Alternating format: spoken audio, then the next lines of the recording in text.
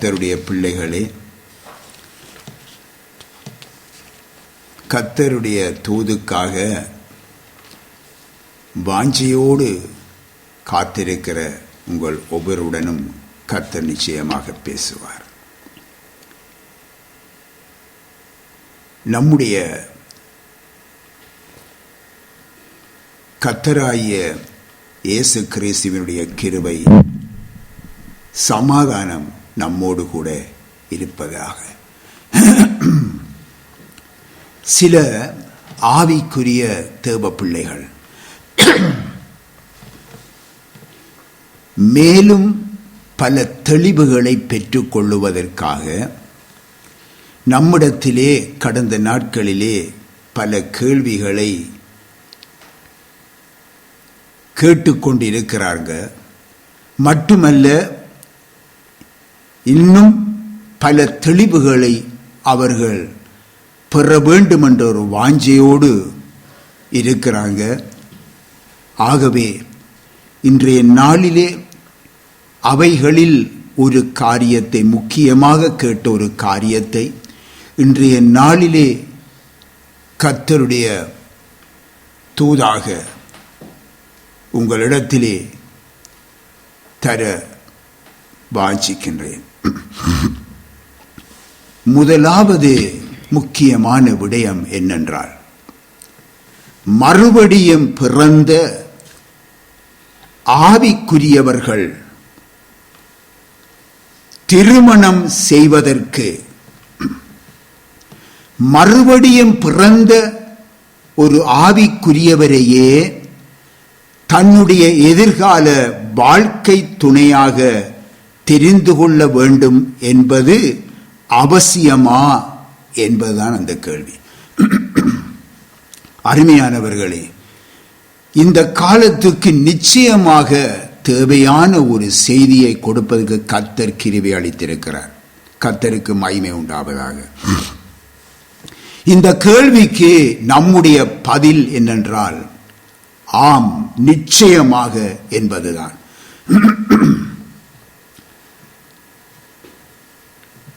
ஒருவர் தான் மறுபடியும் பிறந்த ஆவிக்குரியவர் என்று சொல்லிக்கொண்டு ஒரு பாரம்பரிய ஒரு கிறிஸ்தவ மதத்தையோ அல்லது இன்னும் ரோமான் கத்தோலிக்க மதத்தையோ சார்ந்திருப்பார் என்றால் தெளிவாக அறிந்து கொள்ளுங்கள். அது மட்டுமல்ல, அப்படிப்பட்ட மதங்களோடு ஒரு தம்முடைய தொடர்பை பேணிக்கொண்டு இருப்பார் என்றால் அவர் நிச்சயமாகவே மறுபடியும் பிறந்த ஆவிக்குரியவர் அல்ல என்பதை தெளிவாக தெரிந்து கொள்ளுங்க.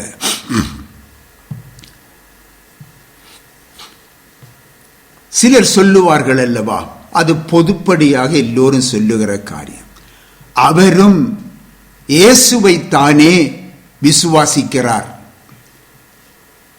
இந்த சமரச பேச்சுக்கு இடம் இல்லை என்பதை சத்தியத்தின்படி உங்களுக்கு தெரிய தருகிறேன். யாக்கோபு 2ஆம் அதிகாரத்திலே 19வது வசனத்திலே கவனியுங்க, பிசாசுகளும் விசுவாசித்து நடுங்குகின்றன என்றும் எழுதப்பட்டிருக்கிறது என்பதை நீங்கள் அறிய வேண்டும்.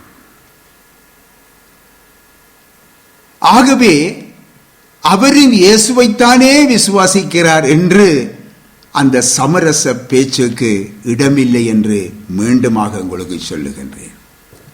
லூக்கா சுவிசேஷத்திலே நீங்கள் 6ஆம் அதிகாரத்திலே 46வது வசனத்தை நீங்கள் பார்ப்பீர்கள் என்றால், ஆண்டவர் சொல்லுகிறார், என்னை ஆண்டவரே ஆண்டவரே என்று சொல்லியும் நான் சொல்லுகிறபடி நீங்கள் செய்யாமல் போகிறது என்ன என்று சொல்லி ஆண்டவர் இயேசு சுட்டி காட்டுவதை நாங்கள் பார்க்கிறோம். ஆகவே அவருடைய வார்த்தைக்கு கீழ்ப்படியுங்க, இதுதான் முக்கியமானது. ஆண்டவர் ஆண்டவர் நான் இயேசு, நான் பிறந்த காலம் தொடக்கம் நான் கிறிஸ்தவன் தான், பிறந்த காலம் தொடக்கம் கத்தோலிக்கன் தான், பிறந்த காலம் தொடக்கம் பரம்பரை கிறிஸ்தவன் தான், இது எல்லாம் அல்ல.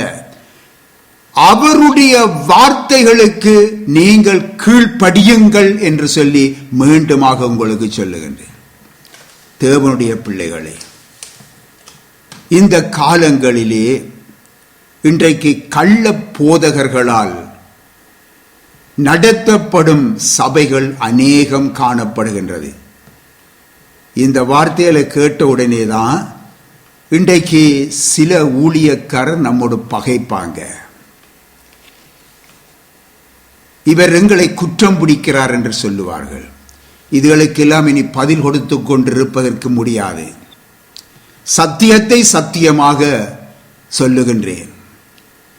அல்லது எனக்கு நெருங்கி பழகின ஒரு ஊழியக்காரன், என்னோடு உறவு வைத்திருக்கிற ஊழியக்காரன், அல்லது என்னுடைய உறவினர் ஊழியக்காரன் என்று அங்கே சொல்லுவதை விட என்னை அழைத்தவருக்கு நாம் ஊழியம் செய்ய நாம் நம்மை ஒப்பு கொடுத்திருக்கிறோம்.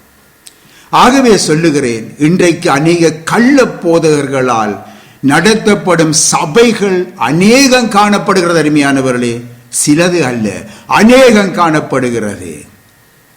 அங்கு ஐக்கியப்பட்டிருக்கும் மக்களும் இன்றைக்கு சத்தியத்தால் விடுதலையாகாமல் அந்த வஞ்சக போதனைகளுக்கு உட்பட்டு அதில் அவர்கள் வளர்ந்திருப்பார்கள், வளர்ந்து கொண்டு இருக்கிறார்கள்.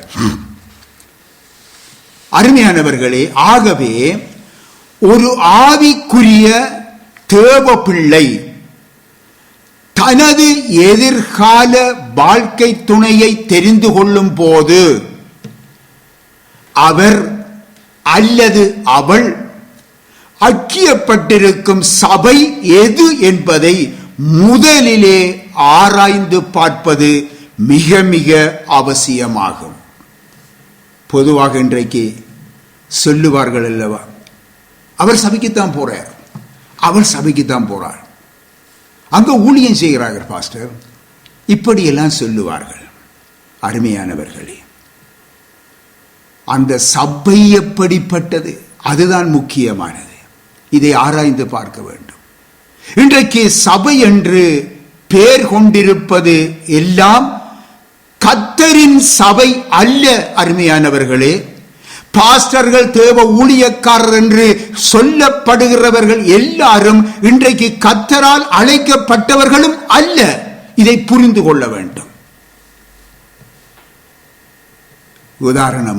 உதாரணமாக ஒன்றை சொல்லுகிறேன், அநேகம் உண்டு, நீங்கள் மேலும் விளங்கிக் கொள்ளும்படியாக.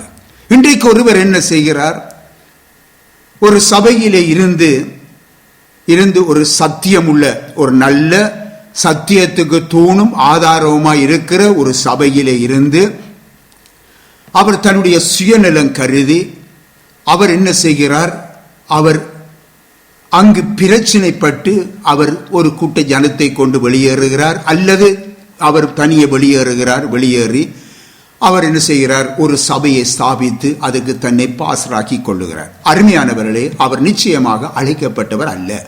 அதை புரிந்து கொள்ள வேண்டும். ஆகவே இந்த இப்படியான சபைகள் ஏராளம் இருக்கிறது. நீங்கள் எச்சரிக்கையாக இருக்க வேண்டும், நன்றாக தெரிந்து கொள்ளுங்க. ஆகவே அருமையானவர்களே, ஒரு தரிசனத்தோடு ஒரு மனிதன் ஒருவர் அவர் பிரிந்து செல்லுவது என்பது வேறு. இது ஒரு சுயநலத்திற்காக அவர் பிரிந்து செல்லுவது என்பது வேறு. பின்னாகவே இவைகள் எல்லாரும் அருமையானவர்களே கர்த்தருடைய ஊழியக்காரர் அல்ல. ஆகவே இதை குறித்து நீங்கள் தேவனுடைய பிள்ளைகள் ஒவ்வொருவரும் மிகவும் எச்சரிக்கையாயிருக்க வேண்டும், அவதானமாயிருக்க வேண்டும். ஏனென்றால் காலம் பொல்லாததாயிருக்கிறது. கவனியுங்க, கட்டிடங்கள், பெரும் பெரும் கட்டிடங்கள், ஆடம்பர கட்டிடங்கள், இவைகள் எல்லாம் சபை அல்ல. தேவனுடைய வீடு என்பது நீங்கள் ஒவ்வொருவரும் தான். தேவனுடைய வீடு ஜீவனுள்ள தேவனுடைய சபையாயிருக்கிறது. பின்னாகவே அவர்கள் கூடி வருகிற இடம் சபை. அவர்கள் சத்தியத்துக்கு தூணும் ஆதாரமாக இருப்பார்கள் என்று 1 தீமோத்தேயு 3 அதிகாரம் 15 எழுதப்பட்டிருக்கிறதை நீங்கள் கவனியுங்க.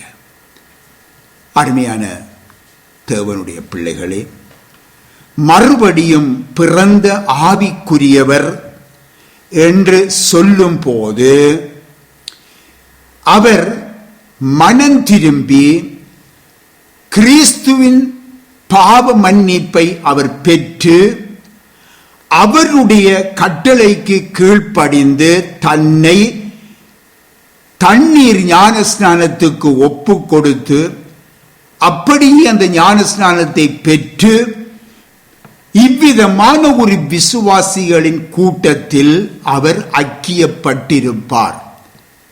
இதை நாம் புரிந்து கொள்ள வேண்டும். எனக்கு அருமையானவர்களே, அதாவது இன்னும் தெளிவாக சொல்லுவதாயின் அவர் மறுபடியும் பிறவாத தன்னுடைய பாரம்பரிய கிறிஸ்தவ மதத்தை, அதாவது ரோமான் கத்தோலிக்க மதத்தையுமே சுட்டி காட்டுகிறேன், அவைகளை பிரிந்து அவர்கள் பரிசுத்தவான்களின் ஐக்கியத்துக்கு உட்பட்டிருக்க வேண்டும். இப்பொழுது வாசிப்போம். அப்போஸ்தலர் நடவடிக்கைகள் 2 அதிகாரம் 40 அவர்கள் அப்போஸ்தலருடைய உபதேசத்திலும் அந்நியோன்யத்திலும் அப்பம் பிட்குதலிலும் ஜெபம் பண்ணுவதிலும் உறுதியாய் தரித்திருந்தார்கள். 2 அதிகாரம் 40 இன்னும் அநேக வார்த்தைகளாலும் சாட்சி கூறி மாறுபாடுள்ள இந்த சந்ததியை விட்டு விலகி உங்களை ரட்சித்துக் கொள்ளுங்கள் என்றும் புத்தி சொன்னான். கர்த்தருக்கு மகிமை உண்டாவதாக. மாறுபாடுள்ள இந்த சந்ததியை விட்டு விலகி உங்களை ரட்சித்துக் கொள்ளுங்கள் என்று அப்போஸ்தலனாகிய பேதுரு ரட்சிப்பின் சுவிசேஷத்தை முடிக்கிறார். மீண்டுமாக சொல்லுகிறேன், மாறுபாடுள்ள இந்த சந்ததியை விட்டு விலகி உங்களை ரட்சித்துக் கொள்ளுங்கள் என்று அந்த சுவிசேஷத்தை முடிக்கும் பொழுது இந்த வார்த்தையை சந்தோஷமாய் ஏற்றுக்கொண்டவர்கள் எல்லாரும் ஞான ஸ்நானம் பெற்றதை நாங்கள் காண முடிகிறது. சரி, இவர்களையே கர்த்தர் என்ன செய்கிறார்? சபையிலே சேர்த்து கொண்டு வருகிறார். ஆனால் இக்காலங்களில் நடப்பது என்ன? ஆகவேதான் தேவனுடைய பிள்ளைகள் மிகவும் எச்சரிப்புடன் நடந்து கொண்டு நீங்கள் கவனமாக நீங்களுடைய ஆவிக்குரிய வாழ்க்கையை நடத்த வேண்டும் என்று புத்தி கூறுகின்றேன். சரி, ஆகவே மெய்யான பரிசுத்தவான்களின் ஐக்கியத்துக்குட்பட்டவர்கள் அந்நிய நுகத்திலே அவவிசுவாசிகளோடு தங்களுடைய வாழ்க்கை துணையை தெரிந்து கொள்ளக்கூடாது. தேவன் நம்மை அசுத்தத்திற்கு அல்ல பரிசுத்தத்திற்கு அழைத்திருக்கிறார். இதை நீங்கள் 1 தெசலோனிக்கேயர் 4:7 4 அதிகாரம் 7 நீங்கள் கண்டுகொள்ளலாம். இப்படி இருக்க சில தேவ பிள்ளைகள் தாங்கள் விரும்பிவிட்டோம் அல்லது தங்களுடைய உறவு முறையார் என்ற காரணத்தினாலே அல்லது தங்களுடைய இனத்தை சேர்ந்தவர்கள் என்ற காரணத்தினாலே தேவன் அற்ற சந்ததிக்குள் தங்கள் வாழ்க்கை துணைகளை தெரிந்து கொள்ளுகிறார்கள். அருமையானவர்களே, சில ரட்சிக்கப்பட்ட பெற்றோர் கூட தங்கள் பிள்ளைகளுக்கு இப்படிப்பட்ட ஒரு வழிகாட்டிகளாய் இருக்கிறார்கள். இது மிகவும் வேதனைக்கு உரியது. இது மட்டுமல்ல, நீங்கள் ஆச்சரியப்படுவீர்கள் சொல்லும் பொழுது, ஒரு சில பாஸ்டர்கள் கூட இன்றைக்கு தங்கள் பிள்ளைகளுக்கு, உறவினர்களுக்கு இப்படிப்பட்ட ஒரு வழிகாட்டலாய் இருக்கிறார்கள் என்பதை மறுக்க முடியாது. ஏனென்றால் நாம் கண்டுகொண்டே இருக்கிறோம். இதன் மூலமாக இன்றைக்கு அவர்கள், நன்றாக தெரிந்து கொள்ளுங்கள், தேவனை விட்டு பிரிந்து விடுகிறார்கள். இன்றைக்கு ஒரு பாஸ்டர் அவ்விதமாக செயல்படுகிறார் என்றால், தன்னுடைய பிள்ளைகளுக்கு தன்னுடைய உறவை குறித்து, தன்னுடைய உறவென்றும் தன்னுடைய இனம் என்று சொல்லியும் அந்நிய நுகத்திலே அந்த அபவிசுவாசியோடு அவர் இணைத்து விடுவார் என்றால், அவர் கூட தேவனை விட்டு அவர்கள் பிரிந்து விட்டார் என்பதுதான் அர்த்தம். வெளிப்படையாக பாஸ்டர், வெளிப்படையாக விசுவாசி, ஆனால் தேவனை விட்டு பிரிந்து விட்டார். இதுதான் சத்தியம். அதாவது பரிசுத்த கூட்டத்தை விட்டு அவர்கள் பிரிந்து விட்டார்கள். அதாவது ஒரு சிலர் வெளிப்படையாக பிரிந்து விடுவார்கள், அப்படியும் இருக்கிறார்கள். இன்னும் ஒரு சிலர் எப்படி என்று சொன்னால், இன்னும் சில தேவ பிள்ளைகள், பாஸ்டர்கள், தேவ ஊழியர்கள் என்ற நிலையில் அங்கே பார்வைக்கு காணப்பட்டாலும் உள்ளான மனுஷனில் அவர்கள் பிரிந்து விடுகிறார்கள். இதைத்தான் புரிந்து கொள்ள வேண்டும். ஆகவே அவர்கள் தேவனுடைய குமாரனை காலின் கீழ் மிதிக்கிறார்கள். இயேசுவை பின்பற்றி சென்ற அவள் இனி அவர் எனக்கு தேவையில்லை என்று கூறிவிடுகிறான். விளங்குகிறதா? யார்? தேவன் எனக்கு தேவையில்லை என்று கூறிவிடுகிறான். அப்படிப்பட்ட ஒரு பெண் அல்லது ஒரு ஆண். நன்றாக விளங்கிக் கொள்ளுங்கள். இன்னுமாக சொல்ல போனால், இரட்சகர் என்னும் நிலையில் கிறிஸ்து எனக்கு தேவையில்லை என்று அவரை மறுதலித்து விடுகிறான். புரிந்து கொள்ளுங்க. அவரை கர்த்தர் என்று நான் கருதவில்லை என்று மனப்பூர்வமாய் அவரை நிராகரிக்கிறான். ஒன்றை சொல்லுகிறேன் என்றால், பகிரங்கமாக அல்ல, பகிரங்கமாகவும் இருக்கிறது. அடுத்தது, உள்ளான மனுஷனிலும் வெளிப்படையாக காண மாட்டோம் அதை, ஆனால் செயல் அவருடைய கனிகளில் இருந்து நாம் அறிய முடியும். பின் ஆகவே இன்னுமாக சொல்ல போனால், அவன் அல்லது அவள் தன்னை பரிசுத்தம் செய்த அந்த உடன்படிக்கையின் இரத்தத்தை அசுத்தம் என்று எண்ணுகிறான் அல்லது எண்ணுகிறாள். அவர்கள் விசுவாசத்தை விட்டு மறுதலித்து போனவர்கள். இதுதான் சத்தியம். மீண்டும் கூறுகிறேன்,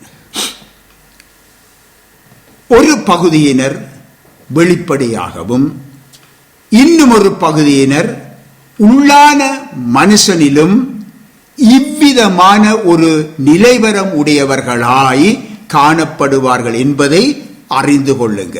அதுக்காக நான் மீண்டும் மீண்டும் அந்த காரியத்தை ஞாபகப்படுத்துகிறேன். சரி, இன்னும் ஒரு வகையினர் உண்டு. அதாவது இவ்வகையான தேவ துரோகத்தை செய்துவிட்டு, இன்றைக்கு நான் அபவிசுவாசியான என்னுடைய மனைவியை அல்லது அபவிசுவாசியான என்னுடைய கணவனை ரட்சிப்படைய செய்வேன் என்று சொல்லி கூறி இன்றைக்கு தங்கள் பாவத்தை துணிகரமாக மறைக்கிறார்கள். அருமையானவர்களே, இன்னுமாக சொல்ல போனால், அருமையானவர்களே, இன்றைக்கு இவ்விதமான ஒரு காரியம் தன்னுடைய சபைக்குள்ளே நடக்கிறது என்றால், அந்த பாஸ்டர் என்ன சொல்லுகிறார் தெரியுமா? சரி சிஸ்டர், சரி சிஸ்டர், சரி பிரதர், நீங்க அவ திருமணம் செய்து கொண்டு வாங்க, நாங்க அவரை ரட்சிப்புகளை நடத்துவோம். எச்சரிக்கை, கள்ள போதகர்கள். வாசிப்போம் 1 கொரிந்தியரிலே 7 அதிகாரம் 16 வசனம். மனைவியானவளே, நீ உன் புருஷனை ரட்சிப்பாயோ அல்லவோ? மனைவியானவளே, நீ உன் புருஷனை ரட்சிப்பாயோ அல்லவோ உனக்கு எப்படி தெரியும்? எப்படி தெரியும்? புருஷனே, நீ உன் மனைவியை ரட்சிப்பாயோ அல்லவோ உனக்கு எப்படி தெரியும்? கர்த்தருக்கு மகிமை உண்டாவதாக. இப்படிப்பட்டவர்கள் ரட்சிப்பு தேவனுடையது என்பதை மறுத்துரைக்கிறார்கள். மீண்டும் மீண்டும் கூறி ஞாபகமூட்டுகிறேன், கவனியுங்க. இப்படிப்பட்டவர்களில் சிலர் வெளிப்படையாகவே தேவனை மறுதலித்து போகிறவர்களும் உண்டு. இன்னுமாக சிலர் தங்கள் இருதயத்திலே அவரை மறுதலித்து இருப்பவர்களும் உண்டு. புரிந்து கொள்ளுங்க. இருதயத்தில் மறுதலித்தவர்கள் தங்களை வெளிப்படையாக விசுவாசிகளாக தேவ ஊழியராக தங்களை காண்பித்துக் கொண்டிருப்பார்கள். இவர்கள் கர்த்தருடைய பந்தியாய சொல்லுகிற வேதம் சொல்லுகிறது, இவர்கள் கர்த்தருடைய பந்தியாகிய அன்பின் விருந்துகளில் கரைகளாய் இருப்பது மட்டுமல்ல, இவர்களது முடிவும் பயங்கரமாய் இருக்கும் என்று அப்போஸ்தலனாகிய யூதா எழுதிய நிருபத்திலே எழுதியிருப்பதை நீங்கள் வாசித்து பாருங்கள். ஆகவே ரட்சிக்கப்பட்ட ஒருவர் ரட்சிக்கப்படாத ஒருவரை தன்னுடைய வாழ்க்கை துணையாக கொள்ளுவது ஒரு விளையாட்டான காரியம் அல்ல என்பதை சுட்டிக்காட்ட விரும்புகிறேன். அது அவர்களுடைய குடும்ப வாழ்க்கையிலே சாபத்தை கொண்டு வரும். அவர்களுடைய பிள்ளைகளும் அசுத்தமாயிருக்கும் என்று கர்த்தரின் வேதம் கூறுகிறது. ஒரு விசுவாசியான பெண் அல்லது ஒரு ஆண் அவர் விசுவாசியை தன் வாழ்க்கை துணையாக கொள்ளும் போது விசுவாசத்தை மறுதலித்த அந்த பெண் அல்லது ஆண் நிமித்தமாக பிள்ளைகளும் அசுத்தமாகிறதே எவ்வளவு பரிதாப நிலை என்பதை கொஞ்சம் சிந்தித்து பாருங்க. சில வேளைகளிலே அந்த அபவிசுவாசியான கணவன் அல்லது அந்த அபவிசுவாசியான மனைவி ரட்சிக்கப்படுவதும் உண்டு. அது பெரிய கர்த்தருடைய பெரிய கிருபை. ரட்சிக்கப்பட்டு அவர் அல்லது அவள் கர்த்தருக்குள் வாழ்ந்தால், மற்றபடி தன்னை இயேசுவை மறுதலித்து தேவனை மறுதலித்து வந்த அந்த வாழ்க்கை துணையின் சார்புக்கு தான் போகாமல் சத்தியத்தின்படி கர்த்தருக்கு பயந்து அவன் வாழ்ந்தால் அல்லது அவள் வாழ்ந்தால் ஆசீர்வாதமாய் இருப்பார்கள். ஆனால் தேவனை மறுதலித்து வந்த அந்த பெண் அல்லது ஆண் பரிதாபத்துக்குரியவராய் மாறுவார். இதுதான் சத்தியம். பின்னர் ரட்சிக்கப்பட்ட அந்த விசுவாசி அந்நிய நுகத்திலே அவ விசுவாசியுடன் பிணைக்கப்பட்டால் அந்த விசுவாசி தேவனை மறுதலிப்பது மட்டுமல்ல, தேவனுடைய குமாரனை தாங்களே மறுபடியும் சிலுவையிலே அறைந்து அவமானப்படுத்துகிறபடியினால் அவர்கள் மனம் திரும்புவது என்பது இயலாத காரியம், முடியாத காரியம் என்று நாம் சொல்லவில்லை. கர்த்தருடைய வேதத்திலே எபிரேயர் 6ஆம் அதிகாரம் 6வது வசனத்திலே பரிசுத்த ஆவியானவர் வெளிப்படுத்தி இருக்கிறார். அருமையானவர்களே, ஒருவேளை தேவனை மறுதலித்த அவள் அல்லது அவன் மனம் திருப்பி கர்த்தரிடத்திலே வந்து மனம் திரும்பி விட்டால் என்ற கேள்வி உங்களிடத்திலே வரும். நல்லது. ஒருவேளை அந்த தேவனை மறுதலித்து அந்நிய நுகத்திலே பிணைக்கப்பட்ட அவள் அல்லது அவன் உண்மையாகவே மனம் திரும்பி தன்னுடைய பாவத்தை ஏற்றுக்கொண்டு கர்த்தரை நோக்கி மனம் கசந்து பாவ அறிக்கை செய்து கர்த்தரிடத்திலே கெஞ்சும் பொழுது கர்த்தர் இயேசு நிச்சயமாகவே மன்னிப்பார். அதிலே எந்தவித சந்தேகமும் இல்லை.